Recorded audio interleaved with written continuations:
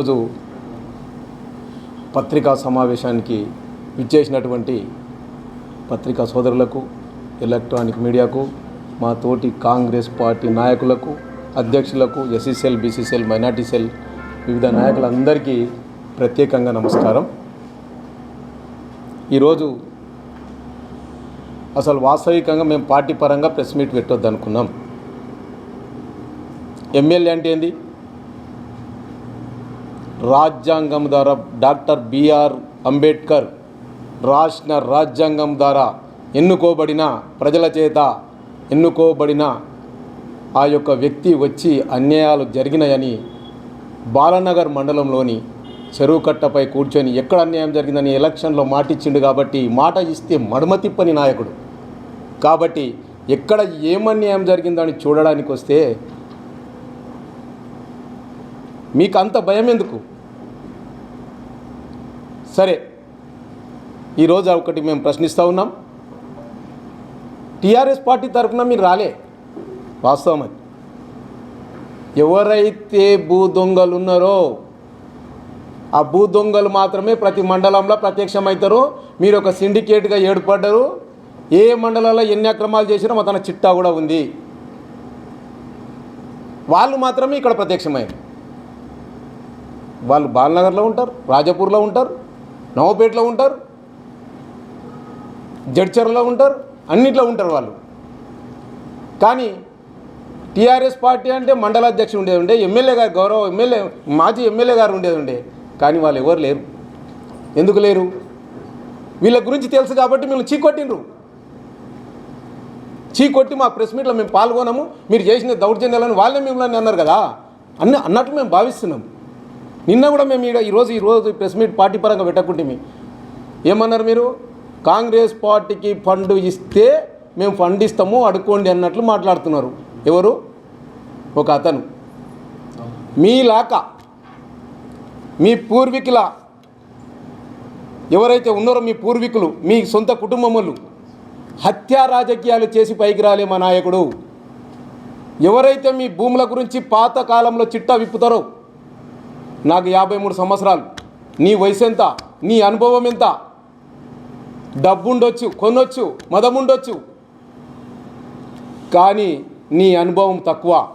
నీకు ఇంట్లో అంత్యవేసిన చేయి ఉండొచ్చు, ఎందుకంటే భూదందాలో నీకు అంత్యవేసిన చేయి ఉండొచ్చు, కానీ మాకు ప్రజాక్షేత్రంలో ప్రజల యొక్క బాధలు తెలుసుకునే చెయ్యి మాకుంది. అయితే ఆ రాజకీయ నీచ చరిత్ర, రాజకీయ అసలు హత్యా రాజకీయాలు మీ కుటుంబం నాకు తెలుసుకోపో. బాలనగర్ పోలీస్ స్టేషన్లో గతంలో ఎవరెవరి మీద మీరు పోలీస్ స్టేషన్లో కంప్లైంట్ ఇచ్చి ఎవరిని జైలుకు పంపించారో గత చరిత్ర తెలుసుకొని ఈరోజు మాట్లాడను. ఇంకోటి, సర్పంచుల సంఘం అధ్యక్షుడు బాలనగర్లో ఘోరాలు జరిగినాయి, నేరాలు జరిగినాయి, ఏదో జరిగిపోయిందని ఇక్కడ ఊక్కుంటూ ఉరుకొచ్చింది. దేనికోసం నీ వచ్చింది? సర్పంచులకు వేలాది రూపాయలు గత ప్రభుత్వంలో ఫండ్స్ రాక ఎన్నో హత్యలు వాళ్ళు వేసుకు అప్పులపాలై, రోడ్ల పాలై, కన్నీరు మున్నీరై కొట్లాడుతుంటే వాళ్ళ గురించి ఒక్కనాడు ప్రెస్ మీట్ పెట్టలేదని ఈరోజు ఎవరో చేసిండ్రని ఈ అక్రమాన్ని సక్రమంగా చూపించే పద్ధతిలో ఎన్నో పొరపాట్లు చేసిండ్రు. ఈ భూమి మీరు ఒక్కరే కొన్నది కాదు కదా. మేమేమంటున్నాం? చెన్నెల్ల వెళ్ళి శేఖర్ రెడ్డి గారు నేను కొన్నా, నేను పట్టేదారిని అంటున్నావు. తమ్ముడు, నువ్వు కొనొచ్చు. నువ్వు అక్రమమైన దాన్ని సక్రమంగా చేసి నీకు అమ్మిండొచ్చు, వీళ్ళు నువ్వు కొనొచ్చు. నేను కొనకంలో నేను ప్రశ్నిస్తలేను. ఆ కొనే పద్ధతిలో నీవు ఏదైతే ఉందో రికార్డు చూసిన అంటున్నావు. Okay, done. ఆ రికార్డును మార్పు చేయగల దిట్ట మా తాను ఒకడు ఉన్నాడు. అది చూసుకో ఫస్ట్.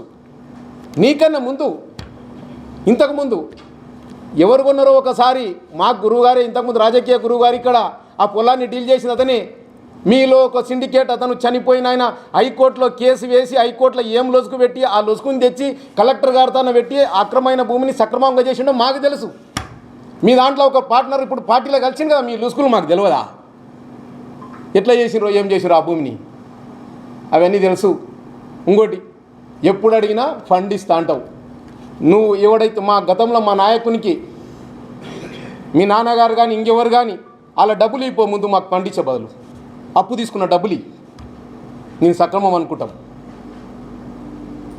కానీ అహంకారంతో అన్నని తమ్ముణ్ణి కుటుంబాన్ని ఊర్లని మా ఎస్సీ ఎస్టీ బీసీలు ఇప్పుడిప్పుడే మేము కష్టాలు మా తాతగారు తండ్రులు కష్టాలకు అలవాటు పడి కష్టంతో బతికిన వాళ్ళం.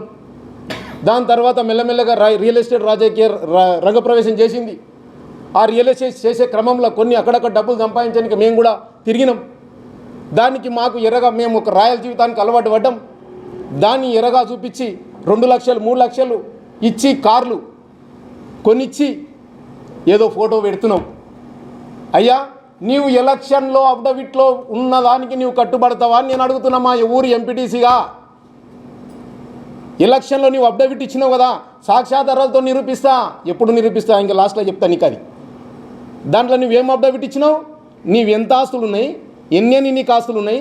మరి అన్ని ఆస్తులు ఉంటే ఇంతమందికి నియోజకవర్గంలో నువ్వు సాయం చేస్తున్నావు కదా, సాయం చేసాడు తప్పు కాదు. కానీ ఆ డబ్బులు నీకు ఎట్లకి వచ్చినాయి? మరి మేము కూడా కష్టపడుతున్నాము 24 గంటలు, రాత్రి ఒక 8-9 గంటలు వండుకుంటే మరి నీకే ఎట్లా వచ్చింది ఆలోచన? ఎక్కడికి వెళ్ళి వచ్చినాయి నీకు? అఫిడవిట్లనేమో నీకు లేదని చూపిస్తావు, అదేమో అఫిడవిట్ ఎట్లా చూపిస్తావు? సక్రమమే. మరి డబ్బులేమో అంతకన్నా ఎక్కువ చూపిస్తున్నావు. ఇది అక్రమంగా చూపిస్తున్నావు కదా. ఇదే సక్రమము అక్రమము ఈడ భూమిలో కూడా జరగవచ్చు కదా. సరే ఫోరెన్స్ డిపార్ట్మెంట్ అంటారు కదా 118లా 1954 కన్నా ముందు ఆలోచన చేసినావంటే, మా తాతలు ముత్తాతలు పుట్టినప్పుడే నువ్వు భూమి గురించి ఆలోచన చేసినావంటే, నీకు గతంలో ఒక ఎంఆర్ఓ రిటైర్డ్ ఎంఆర్ఓ ఎక్కడున్నాడో రామచిలకి ఎక్కడుంది అది మాకు తెలుసు. ఆ జాతకాన్ని తెలిసి ముందు వాడి మీద కంప్లైంట్ ఇస్తే వాడిని తెచ్చి లోపలేపించే బాధ్యత మేము తీసుకుంటాం. కంపల్సరీ చేస్తాం. ఎందుకు తొందర? మీరు రావచ్చు 10,000 మందితోని ముట్టడిస్తా అంటున్నావు. ఎవరు? సీఎం గారిని ముట్టడిను. కానీ రెయిన్బో, స్వర్గసీమ, ఆర్ఎస్ బ్రదర్స్ న్యాగన్లు కట్టి దున్నిపిస్తాం లీగల్గా, యాజ్ పర్ లీగల్. ఇది గుర్తుంచుకో, ఇది మర్చిపోవద్దు. నీవు అనుకుంటున్నావేమో దాడులు చేపిస్తా, ప్రతి దాడులు చేపిస్తా. గతంలో మా పిల్లల భవిష్యత్తుని విదేశాలకు పోకుండా మీరే విదేశాలకు పోవాలి, మీరే చదువుకోవాలి, మీరే రాజకీయాలు ఉండాలి అన్న చందంగా నీ పాలసీ ఉంటుంది. నాకు తెలుసు. రాజకీయంగా ఎవరైతే రుచి ఉంటారో వాళ్ళని ఖతం చేయడానికి నేను కంకణం కట్టుకుంటావు, దీక్షాభద్రుడు అవుతావు నువ్వు. నీ సంగతి నాకు మొత్తం తెలుసు ఏమనుకుంటున్నావో. కానీ అలాంటి బుద్ధి మార్చుకో. నువ్వేమంటున్నావు? ఎమ్మెల్యే టికెట్ తెచ్చుకుంటా, నేను అది చేస్తా, లక్ష్మారెడ్డిని పక్కకెడతా. అదే నీకున్న సంస్కృతి. అదే గురువు గారిని అన్నటువంటి లక్ష్మారెడ్డి గారిని వెన్నుపోటు వచ్చి టికెట్ తెచ్చుకుంటావు నీకు కదా. టికెట్ అంటే బస్ టికెట్ అనుకున్నావు, షాద్నగర్కి ఈడ దిగనికే. నీ తరం కాదు అది. టికెట్ తెచ్చుకున్నంత మందిన ప్రజల ఆదరాభిమానాలు ఉండాలి మా నాయకునికి ఉన్నట్లు. ఏమనుకుంటున్నావు అసలు రాజకీయాలంటే? వాడిని బేరిచ్చి వీడిని బేరిచ్చి ఆడదందా చేసి ఈడదందా చేసి కాదు అది. కానీ గుర్తుంచుకో, ఇంకోటి ఏమంటున్నావు? కలెక్టర్ గారంట ఈయన మా ఎమ్మెల్యే గారు ఫోన్ చేస్తే ఆ కలెక్టర్ గారు ఫోన్లు 2 సార్లు ప్రెషర్ ఆగలేక స్విచ్ ఆఫ్ పెట్టుకొని 7 మైన్స్ దింకపోయిందంట. వారు మీరు చుట్టాలు ఉన్నారా? 7 మైన్స్ కలెక్టర్ ఇట్లా జిల్లా మేజిస్ట్రేట్తో మీకు సంబంధాలు ఏంటివి? ఎమ్మెల్యే గారికి ఉండొచ్చు, రాజ్యాంగబద్ధమైన అవినాభావ సంబంధాలు ఉండొచ్చు, పబ్లిక్ ఉండొచ్చు.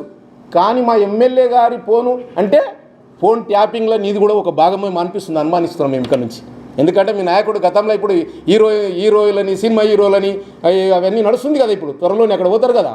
అంటే అటువంటి ఫోన్ ట్యాపింగ్ ఇట్లా ఏమైనా చేసినా మా కలెక్టర్ గారితో అన్న కూడా నువ్వు మా ఎమ్మెల్యే గారికి ఇట్లా ఆ అనుమానాలు కూడా మాకున్నాయి. కానీ నీవు అంటున్నావు కదా నేను చేస్తా, రాజకీయాలు చేస్తా, నేను ఇట్లున్నా ప్రెస్ మీట్లో నువ్వు శంకల్ గివా ఎగిరేయడం. పబ్లిక్ని అడుకో, పబ్లిక్ని వేడుకో, పబ్లిక్ సాయం చేయి. నీ సొంత ఊర్లా నీ పక్కల ఏమేం చేసినావో వాళ్ళని దోలుకొస్తా. బంగారు మైసమ్మ కాడ, రాజపూర్ బంగారు మైసమ్మ కాడ మంది పేర్ల మీద అడ్వాన్స్ తీసుకున్నా. నీవు ఎవరైతే ఎల్లయ్య పుల్లయ్య మల్లయ్య మా అందరి పేర్ల మీద అడ్వాన్స్ తీసుకున్నావు కదా, వాళ్ళకి నీకు సంబంధం ఏంది? వాళ్ళ పేరు మీద డబ్బు తీసుకున్నావు కదా, అది అక్రమం కదా? అది సక్రమమా? అది నిరూపిస్తే నేను అది నిరూపిస్తే రాజపూర్ నడి సెంటర్లో మంది పేర్ల మీద ఒకవేళ నేను నిరూపించకపోతే ముక్కు భూమికి రాసా, అంబేద్కర్ సాక్షిగా నువ్వు రాసావా? ఇంకొక మాట చెప్తున్నా, జాగ్రత్త. నా మీద దాడి చేస్తున్నావు. నాకు తెలుసు నీతోని ఆ రోజు యుద్ధం స్టార్ట్ అయ్యేటప్పుడే చెప్పిన, మా ఊళ్ళ దాంట్లోనే కొందరిని లోబర్చుకొని పైసలు ఇచ్చి మండల ప్రెసిడెంట్కి అయ్యేసరికి తెచ్చిన ఘనత నీచ చరిత్ర నీది. అయినా భయపడను. ఉంటే ఒక ప్రాణం, పోతే ఒక ప్రాణం. నీతోనే మా యుద్ధం, ప్రజల కోసమే యుద్ధం, నీ వ్యక్తిగతంగా యుద్ధం కాదు. నువ్వు చేసేటివన్నీ ప్రజల కోసం చేస్తున్నంత నటన తప్ప, ప్రజలను అణిచివేసి, ప్రజలను అసలు హింసించి, ప్రజలను ఎక్కడెక్కడ భూమి ఉంటుందో, హైదరాబాదోడు భూమి కొంటే కూడా వాడిని 80 లక్షలు పోయేదాన్ని 40 లక్షలకు కొన్నావు. అది మాకు తెలుసు, సాక్ష్యాధారాలు ఉన్నాయి, త్వరలో బయట పెడతాం. కానీ ఇప్పుడు ఏదైతే మంది పేర్ల మీద నువ్వు పైసలు తీసుకున్నావో, రాజపూర్ బంగారు మైసమ్మ కాడ టైం చెప్తున్నా, నేను నిరూపించకపోతే ముక్కు భూమికి రాసా. ఒకవేళ నిరూపిస్తే నువ్వేం చేస్తావో చెప్పు. అది కూడా త్వరలో డేట్ ప్రకటిస్తా. 8 రోజులు నువ్వు ప్రకటిస్తే సరి. నేను టీఆర్ఎస్ పార్టీలో ఉన్న వాళ్ళని అంటలేను, కేవలం తప్పు చేసిన వాళ్ళని మాత్రమే అంటున్నాం ఇక్కడ నుంచి ప్రెస్ మీట్ ద్వారా. 10 మందికి ఎందుకు? నువ్వు చేసింది నువ్వు తప్పులు 10 మందికి రుద్దుతున్నావు. నీవు అసలు రాజకీయాలకు రాకముందు సస్యశ్యామలమైన ఈ 2 మండలాల్లో ఎంతో ఈర్ష్యాభావంతో రగిలిపోతూ ఒకరినొకరు కొట్టుకుంటూ తన్నుకుంటూ చంపుకోనికి ప్రయత్నాలు చేస్తున్నావు నువ్వు. కానీ వదిలేది లేదు.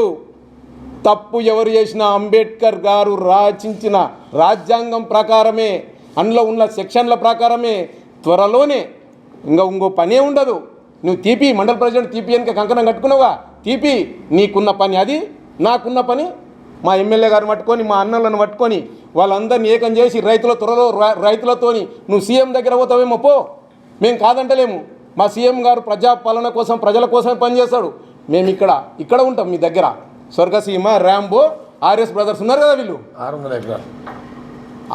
ఆ 3 వెంచర్ల చిట్టా మేము ఇస్తాం. మా అన్న కూడా గతంలో తెలియకుండా రాగపూర్ కాడ అమ్మినావు. ఆయన తెలివిగా ఈ దొంగ భూమి అని చెప్పి నీకే అమ్మేసిండు. విన్నావా? అది తెలుసుకో ఫస్ట్. నువ్వు అన్నిటికన్నా ముందు ప్రజల కోసం ప్రయత్నించు, ప్రజాక్షేమం కోసం ప్రయత్నించు. ప్రజలు ఏ విధంగా ముందలకోసం ప్రయత్నించు. నీవు టికెట్ ఆడుకొని తెచ్చుకునేది నిన్నే ప్రజలు బలపరుస్తారు కదా. మా అన్న ఏమన్నా ప్రయత్నాలు చేసిండా? సరే చేస్తాం ప్రయత్నాలు. అరే నేను కష్టించిన కదా, ప్రజల్లో ఉన్నాం కదా, ప్రజలకు సంక్షేమాలు తెచ్చుకున్నాం కదా. పాదయాత్రలు చేసిండు, చదువుకున్న వాళ్ళకి ఇచ్చిండు. ఆయనను చూసి నువ్వు కాపీ కొట్టినావు కదా నీ జీవితాంతము. కానీ నాకు తెలుసు నీ నీచ బుద్ధి ఏందో తెలుసు. నువ్వు ఒకవేళ ఒక్క అడుగు వేస్తే నీకు ఎన్ని నిఘాలు ఉంటాయో, అన్ని నిఘల కన్నా ఎక్కువ చట్టం ద్వారా నిన్ను దగ్గర ఇంకొకటి, నీవు చేసిన తప్పుకు మీ నాన్నగారిని బలి చేయొద్దు.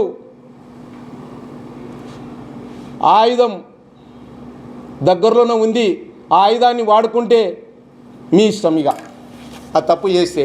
కానీ మా సమస్యని ఇప్పుడు రాజపూర్, బాలనగర్, మిడ్జిల్ ఈ మండలాల వారిని మంచిగా ఒక జడ్చర్ల నియోజకవర్గం ఒక మంచి మోడర్న్గా తీసుకురావాలని ఒక యువ నాయకుడు, స్థానికుడు కంకణం కట్టుకున్నాడు. దానికి సహకరించు.